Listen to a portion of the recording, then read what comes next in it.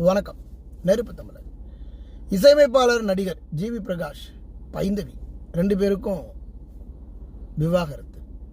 11 வருஷம் ஆயிடுச்சு. ஆனால் 2 பேரும் பிரியும் போது உருக்கமான கடிதத்தோடு ஐயோ 2 பேரும் பிரிஞ்சு போகிறோமே, நீ தான் என் உயிர், நான் தான் உன் உயிர் அப்படின்னு 2 பேருமே உருகி பிரிஞ்சு போகிறாங்களாம். ஆனால் நட்பு தொடருமா? நான் என்ன கேள்வி கேட்குறேன்னா, நட்பு தொடரும்போது அப்போ படுக்கையறையும் தொடருமா?